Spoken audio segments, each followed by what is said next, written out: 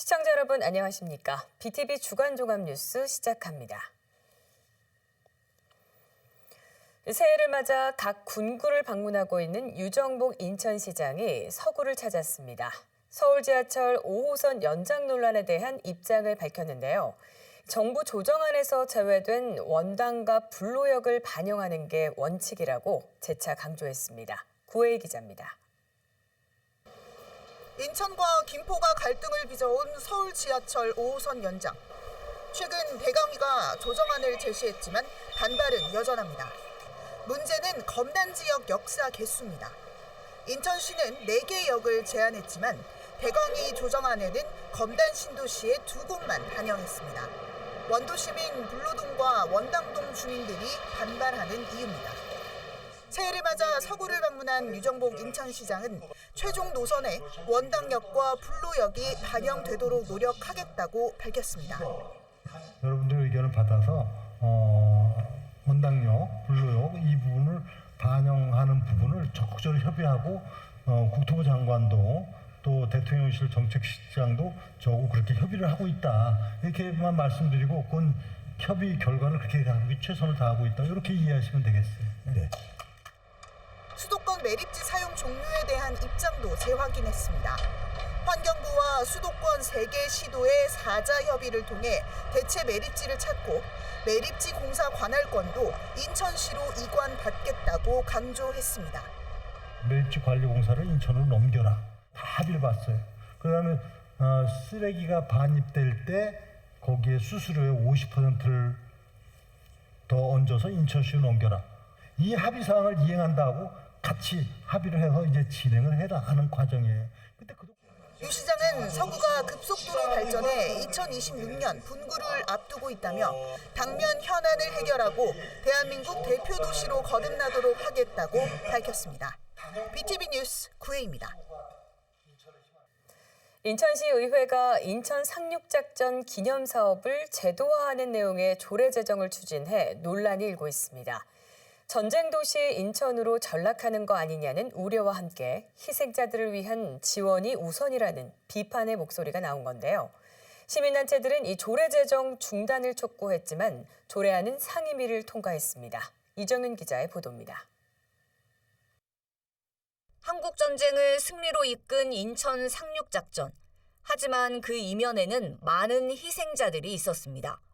당시 월미도에 살던 민간인 100여 명이 희생됐는데 피해자들의 아픔은 아직도 아물지 않았습니다. 이런 상황에서 인천시의회가 인천 상륙작전 기념사업을 제도화하는 조례 제정을 추진해 논란이 일고 있습니다. 인천 상륙작전 행사 비용 등을 지원하는 게 주요 골자인데 시민사회단체는 반발하며 조례 제정 중단을 촉구했습니다. 희생자 문제는 해결하지 않은 채 대규모 행사만 확대하려 한다며 특히 전쟁 도시로 전락할 것이라고 비판한 겁니다. 인천시 의회에서도 우려의 목소리가 나왔습니다. 이 조례 자체가 인천을 그러니까 평화도시가 아닌 전쟁도시의 이미지로 구축하려고 하는 거 아니냐. 인천 상륙작전에 대한 여러 가지 어떤 좋은 빛보단 그림자 음지에서 정말 많은 피해도 일어났다라는 걸 왜 경시하느냐라는 의견을 좀 비친 것 같아요. 인천시는 인천 상륙작전을 국가적인 기념행사로 키우겠다는 계획인데 올해에만 13억, 국비 2억 원 등 총 15억 원을 쓸 예정입니다. 이를 두고 예산 낭비라는 지적도 나왔습니다. 지금 이렇게 긴축 재정을 하고 어떤 여러 가지 이제 복지 분야에 있는 그런 예산들을 다 줄이고 있는 상황에서 이렇게 소모성 예산을 쓴다는 자체가 좀 지속적으로 이해가 안 돼가지고 근데 이걸 또 조례상으로 또 이렇게 못을 박아버리니 이제 말씀 좀 드리는 부분이거든요. 인천시는 올해 국비 확보에 어려움이 있었지만 지속적으로 정부와 협의하겠다고 밝혔습니다. 실제로 예결위 최종 과정에서 지금 그 20억을 지금 요구했다가 이제 2억만 반영이 됐던 그런 상황입니다. 그래서 이 부분은 지금 저희가 이제 정부에다가도 지속적으로 국가적 행사로 하자고 이제 계속 요구를 하고 있고 지금 협의 과정이 있기 때문에. 여러 비판과 우려가 있었지만 인천시의회 행정안전위원회는 인천 상륙작전 기념사업 조례안을 원안 가결시켰습니다. 비판의 목소리가 높아지고 있는 가운데 해당 조례안은 2월 5일 본회의에 상정될 예정입니다. BTV 뉴스 이정윤입니다. 19세기 중반 이후 독립운동을 위해서 연해주 등으로 갔다가 중앙아시아로 강제 이주당하는 서름을 겪어야 했던 고려인들. 이후 고국으로 돌아온 고려인 동포들이 인천에만 10,000명이 넘게 살고 있습니다. 하지만 이들을 위한 지원 정책은 여전히 열악하기만 한데요. 지난해 개청한 이 재외동포청이 고려인들을 위한 적극적인 지원을 약속했습니다. 보도에 김지영 기자입니다. 인천 연수구의 한 도로. 낯선 러시아어가 적힌 상점들이 즐비합니다. 고려인 동포들이 집단으로 거주하는 연수구 한방마을입니다. 이곳에 살고 있는 고려인 동포 수는 7,000여 명. 인천 전역에는 13,000여 명에 달합니다. 수많은 고려인 동포들이 지역에서 가정을 꾸리며 살고 있지만 이들을 위한 지원 정책은 여전히 열악한 게 현실입니다. 특히 적지 않은 고려인 자녀들이 언어 장벽으로 인한 어려움을 겪고 있습니다. 이 어린이집의 경우 정원 80명 중 절반이 고려인 동포의 자녀들이지만 러시아어가 가능한 교사는 단 1명에 불과합니다.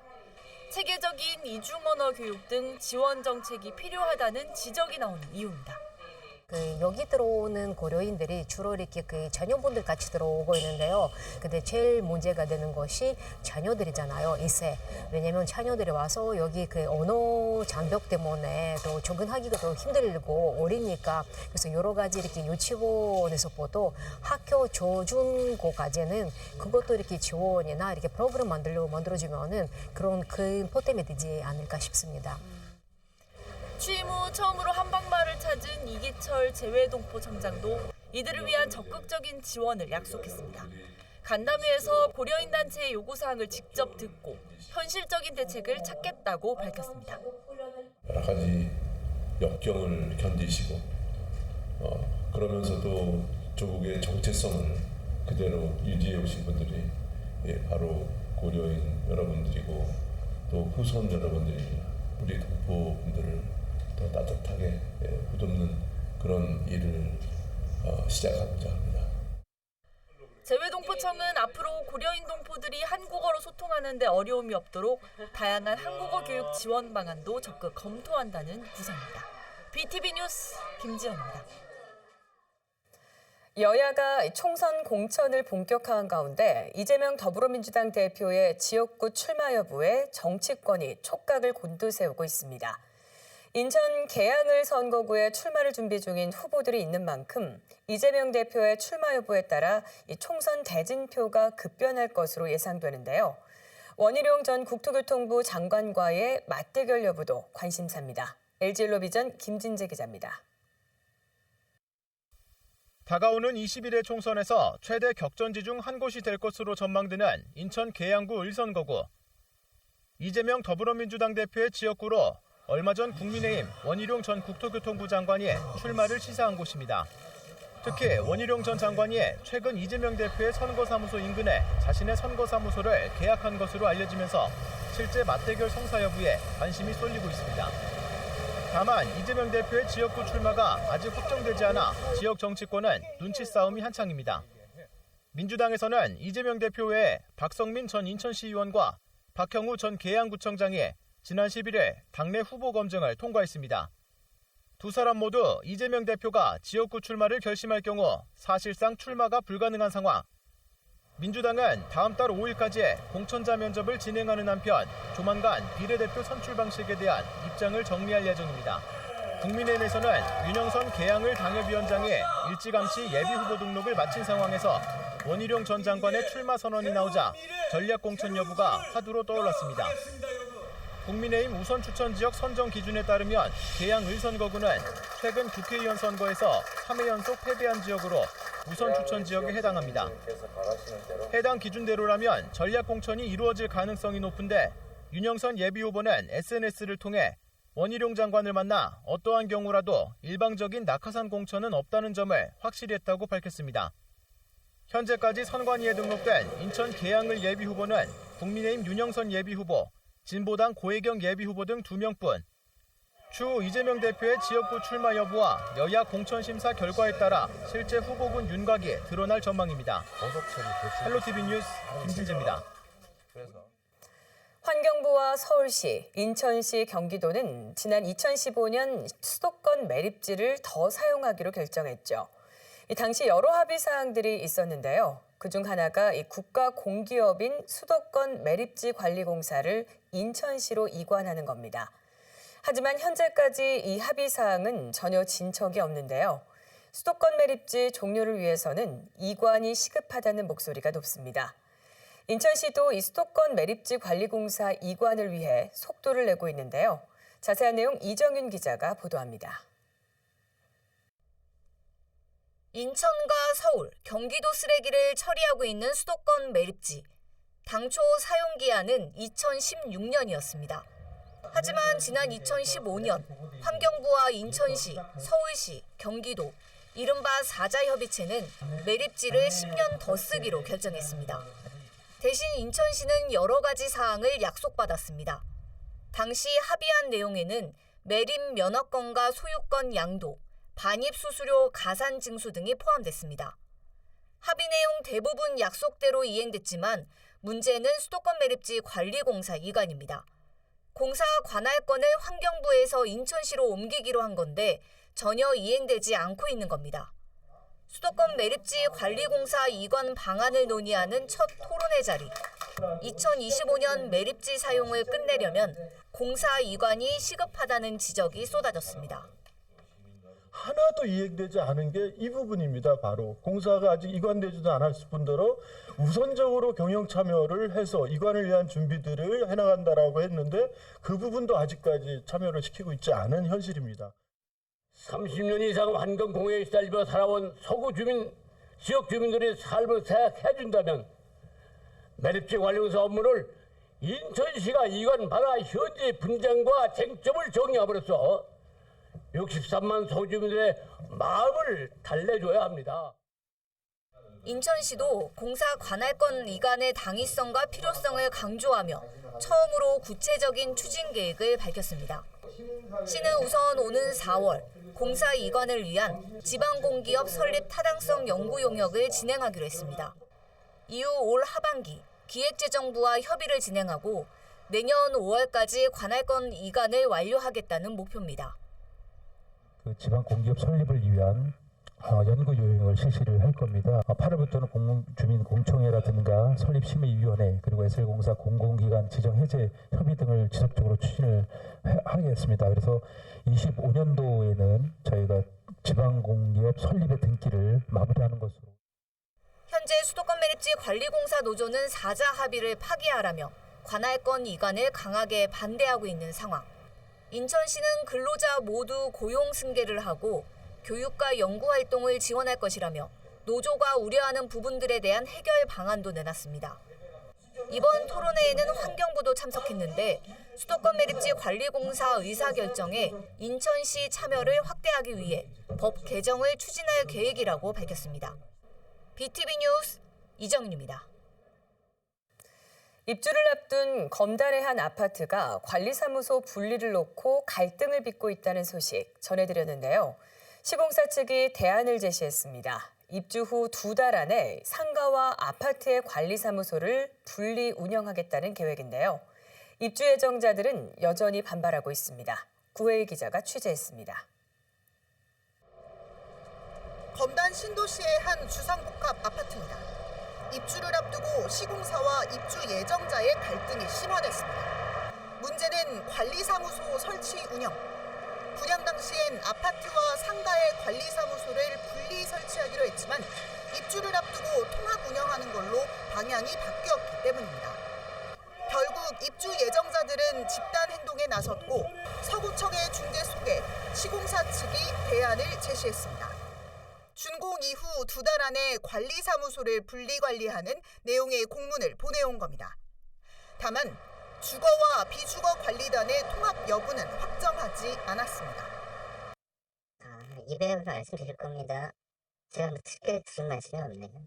죄송합니다. 지금 이 공문이 최선이라는 말씀이신 거죠? 하지만 입주 예정자의 반발은 여전합니다. 준공 이후 입주가 시작되면 약속이 이행되지 않을까 우려의 목소리를 내고 있습니다. 우리가 생각하는 부분과 괴리가 크다면 우리 입주민들은 우리의 요구가 수용되지 않은 걸로 알고 우리 집회와 우리의 어떤 정당한 요구에 대한 부분을 결코 아직 멈추지 않았다라는 부분을 말씀드립니다. 이 아파트는 입주 예정일을 하루 앞두고 준공 허가를 받았습니다. 서구청은 법적인 문제가 없어 1월 30일자로 준공 허가를 내줬다며 앞으로 해당 사안에 대해 지속적인 중재에 나서겠다고 밝혔습니다. BTV 뉴스 구혜입니다.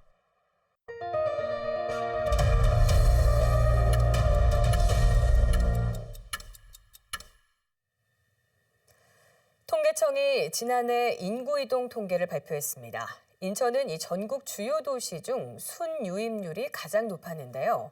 인천 계양구는 이 순유출률이 가장 높아 대조적인 모습을 보였습니다. 왜 이런 현상이 나타났을까요? LG엘로비전 이관성 기자가 전해드립니다. 통계청이 집계한 2023년 한 해 전국 시도별 전입 전출 인구 이동을 보면 인천과 충남, 세종과 경기, 충북 지역만 순인구가 늘었습니다. 순이동률은 인천이 1.1%로 다른 도시들보다 월등히 높았습니다. 인구수로 보면 인천에서 약 3만 4천여 명이 증가했고 경기에서 약 4만 5천여 명이 증가했습니다. 서울에서는 같은 기간 3만 1천여 명이 감소했습니다. 인천시는 지난해 인구 증가에 이어 올해 1월 29일 외국인을 제외한 주민등록 인구가 처음으로 300만 명을 넘어선 상황입니다. 부산시가 지난 1980년 300만 명을 넘어선 이후 44년 만에 일어난 일입니다. 연령별 인구 이동을 보면 인구가 늘어난 인천 경기 지역에서는 전 연령대에서 전입 인구가 고르게 증가했습니다. 저출산 인구 감소 상황에서도 주요 경제활동 인구와 청소년 아동 인구가 함께 늘어난 것입니다. 인천 전입 인구 이동 사유 중에는 주택 문제가 가장 많았고 가족과 직업 때문이 그 뒤를 이었습니다. 신도시 입주와 재개발, 재건축의 영향이 컸던 것으로 보입니다.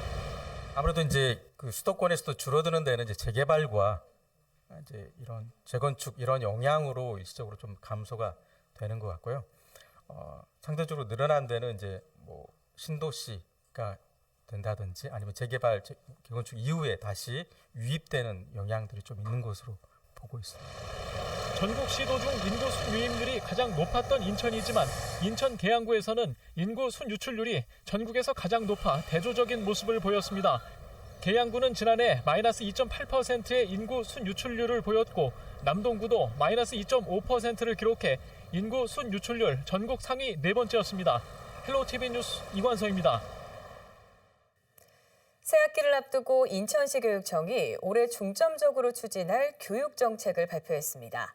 올해는 이 학생들의 진로 교육 기회를 확대하고 학교 내 돌봄도 더욱 강화한다는 구상인데요.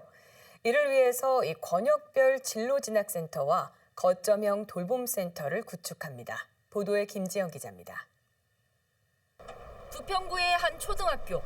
학교 옆 건물에서 시설 공사가 한창입니다.